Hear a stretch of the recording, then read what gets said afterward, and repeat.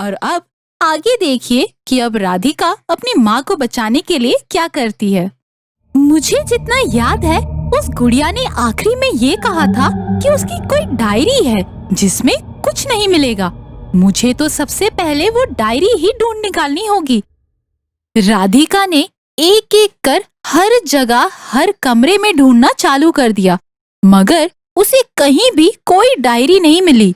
और तभी जब वो कमरे से बाहर निकलने वाली होती है, तभी उसे कोई अजीब सी आवाज उसके पैरों के नीचे से आती है। तो उसने तुरंत अपने कमरे में बिछे मैट्रेस को हटाया।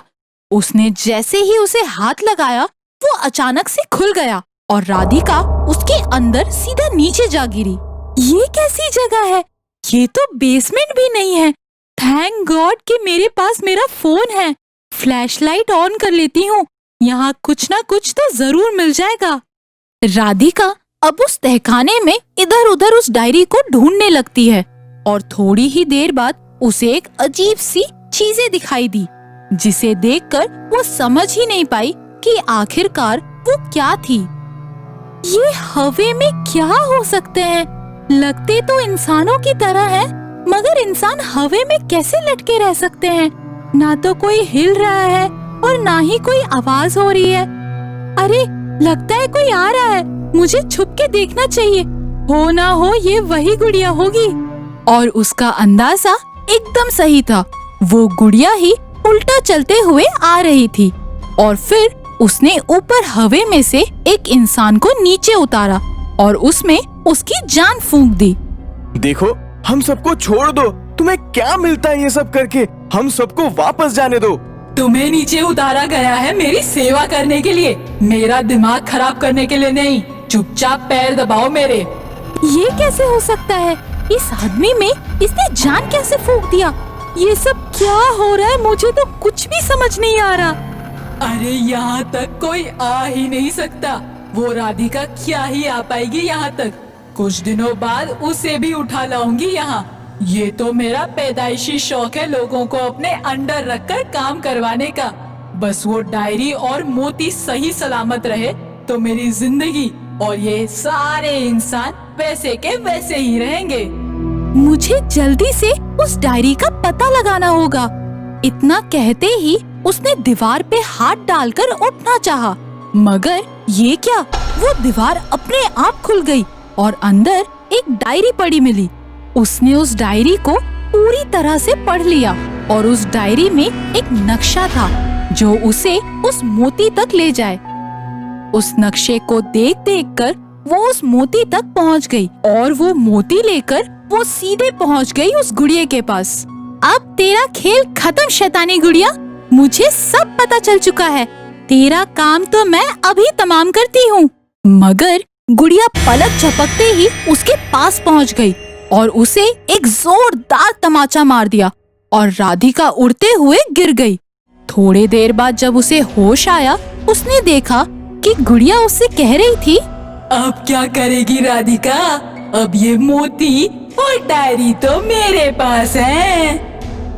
मगर तब तक वो आदमी वहाँ आ गया जो उस गुड़िया के आराम के लिए बिस्तर बना रहा था और राधिका ने मौके का फायदा उठाते हुए उसने वो मोती लिया और तोड़ दिया और उसे अपने बगल में ही एक लाइटर पड़ी हुई मिली। उसने तुरंत डायरी को आग लगा दिया। इसके साथ ही जब तक वो डायरी जलते रही, वो गुड़िया भी जलते रही और फिर जब आग बुझ गई तो उन सारे लोगों के साथ जिनको उस गुड़िया ने जादू से अपने साथ रख लिया था, उन सबके समेत वो घर पर मिले। फिर सबने राधिका का शुक्रिया अदा किया और फिर सब वहाँ से निकल गए।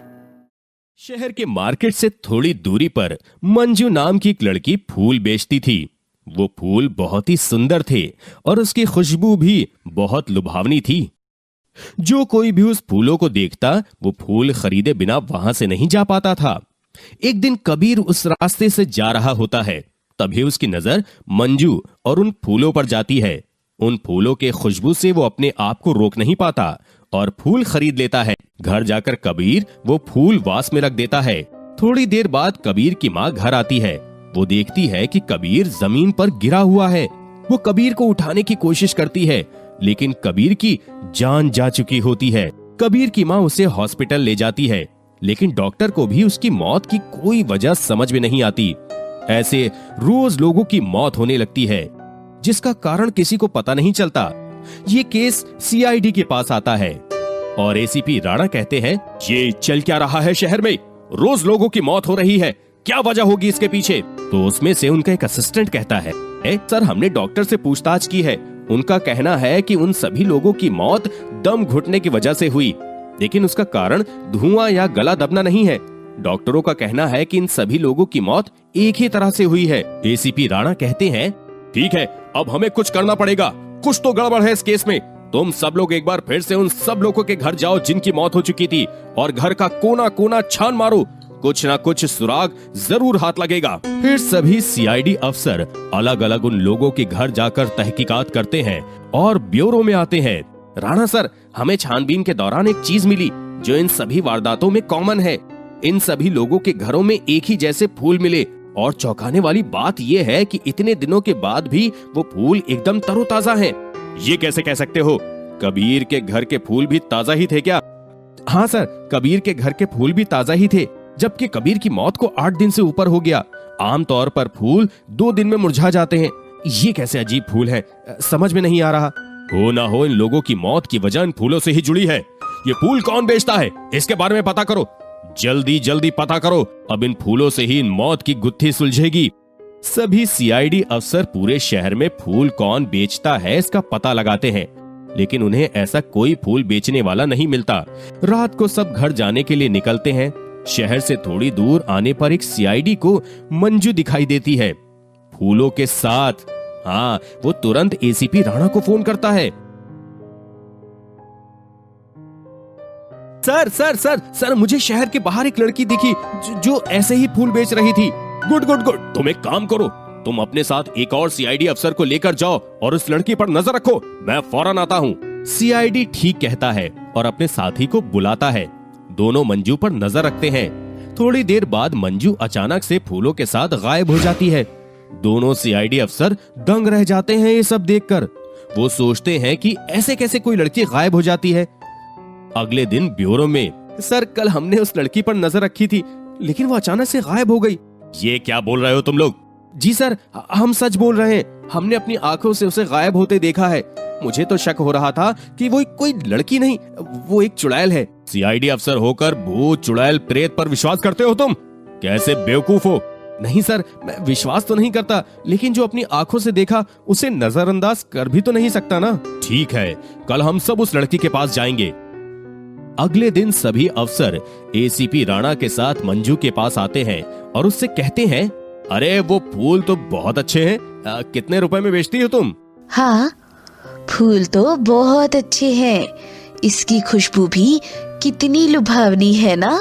मेरी तो जान बसती है इन फूलों में। लेकिन इतने सुंदर फूल आप लाती कहाँ से हो? जी, शहर से दूर मेरा बगीचा है, वहीं से लाती हूँ। अच्छा अच्छा अच्छा, तो ये फूल कितने दिनों तक ताजा रहते हैं? जी, आप ऐसा क्यों पूछ रहे हैं? फूल तो मुरझाते ही है ना। हाँ वो भी है, हमें ये सारे फूल चाहिए, शायद और ज्यादा की भी जरूरत पड़ेगी। तो क्या हम आपके साथ आपके बगीचे में फूल लेने के लिए चल सकते हैं? नहीं नहीं, आज तो मैंने सारे फूल तोड़ लिए हैं, अभी आज तो नहीं मिलेंगे। ठीक है, जितने हैं उतने ही दे दो, मेरे सारे लोग ये फूल उठा लेंगे। चुड़ैल खुश हो जाती है सब देखकर कि इतने सारे लोग एक साथ फूल उठाएंगे तो सब अपनी जान से हाथ धो बैठेंगे। सीआईडी हाथों में फूल पकड़ते हैं और चलने लगते हैं। चुड़ैल जोर जोर से हंसने लगती है और राणा उससे पूछते हैं, क्या हुआ भाई, तुम इतनी जोर जोर से क्यों हंस रही हो? तब चुड़ैल कहती है, अब ये सब एक साथ मारे जाएंगे। इन फूलों को पकड़कर सजाने वाला इसी खुशबू से दम घुटकर मर जाएगा और उनकी उम्र मुझे लग जाएगी। आज तक तो रोज एक ही फूल ले जाता था कोई ना कोई, लेकिन एक साथ सबकी उम्र अब मुझे लगेगी। मतलब सच में तुम एक चुड़ैल हो? हाँ हूँ, लेकिन तुम मेरा कुछ नहीं बिगाड़ सकते। राणा अपने अफसरों से वो फूल मंदिर में चल रहे हवन में डाल देने को कहता है। चुड़ैल कहती है, नहीं नहीं, ऐसा मत करो। सभी अफसर जल्दी से पास वाले मंदिर के हवन में वो सारे फूल डाल देते हैं।